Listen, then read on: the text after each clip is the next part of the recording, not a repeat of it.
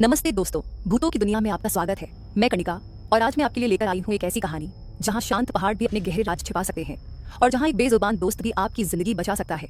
सुनिए साहिल की उस भयावह ट्रैकिंग यात्रा और जानिए पहाड़ी कुत्ते का रहस्य।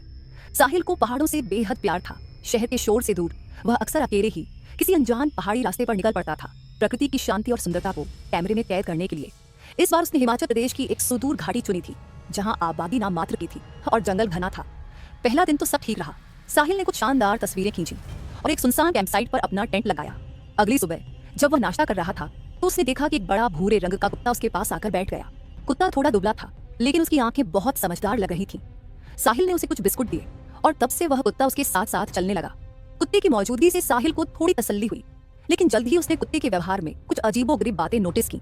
जब भी वे किसी पुराने खंडहर हो चुके मंदिर या किसी सुनसान गुफा के पास से गुजरते, कुत्ता अचानक से फुफकारने लगता और उसके रोंगटे खड़े हो जाते, जैसे वह किसी अदृश्य खतरे को महसूस कर रहा हो। वह अक्सर खाली जगह में घूरता रहता और कभी कभी धीमी आवाज में गुर्राता, जैसे किसी से लड़ रहा हो। एक शाम जब वे एक घने जंगल से गुजर रहे थे तो सूरज ढल चुका था और अंधेरा तेजी से बढ़ रहा था। कुत्ता अचानक रुक गया और जोर जोर से भौंकने लगा। उसकी आवाज में डर और चेतावनी साफ थी। साहिल ने अपनी टॉर्च जलाई और चारों ओर देखा, लेकिन उसे कुछ भी दिखाई नहीं दिया। तभी उसे लगा जैसे पेड़ों के बीच से कोई धीमी अजीब सी आवाज आ रही है, जैसे कोई उसका नाम फुसफुसा रहा हो। हवा में एक अजीब सी सड़ी हुई गंध घुल गई थी। साहिल घबरा गया। कुत्ते ने उसकी पैंट खींचनी शुरू कर दी, उसे पीछे हटने का इशारा कर रहा था। साहिल ने कुत्ते की बात मानी और पीछे हटने लगा। जैसे जैसे वे पीछे हट रहे थे, आवाज और तेजी से आ रही थी और अब उसे पेड़ों के बीच कुछ धुंधली आकृतियां हिलती हुई भी दिखाई दी। वे इंसानों जैसी थीं, पर उनकी चाल अजीब थी, जैसे वे जमीन पर घिसट रही हों।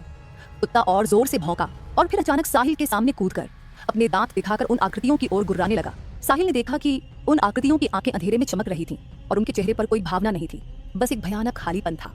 साहिल समझ गया कि कुत्ता उसे बचाने की कोशिश कर रहा है। उसने बिना देर किए कुत्ते का हाथ पकड़ा, या यूं कहें कि उसने कुत्ते को पकड़ा और तेजी से भागना शुरू कर दिया। कुत्ता भी उसके साथ साथ भागने लगा, बीच बीच में पीछे मुड़कर उन आकृतियों पर भौंकता रहा। वे तब तक भागते रहे जब तक वे उस घने जंगल से बाहर नहीं आ गए और एक छोटे से गांव के पास नहीं पहुंच गए। सुबह जब वे सुरक्षित गांव पहुंचे तो साहिल ने देखा कि कुत्ते की आंखों में एक अजीब सी चमक थी, जैसे उसने कोई बड़ी लड़ाई जीती हो। साहिल ने कुत्ते को गले लगा लिया। वह कुत्ता जो कल तक एक आवारा था, आज उसके लिए एक रक्षक बन गया था। साहिल को नहीं पता था कि उसने पहाड़ों में क्या देखा था या वे आकृतियां कौन थी, लेकिन वह जानता था कि उस रात उसने मौत को बहुत करीब से देखा था और उस पहाड़ी कुत्ते ने उसकी जान बचाई थी। वह कुत्ता उसके साथ शहर वापस आया और हमेशा के लिए उसका सबसे वफादार दोस्त बन गया।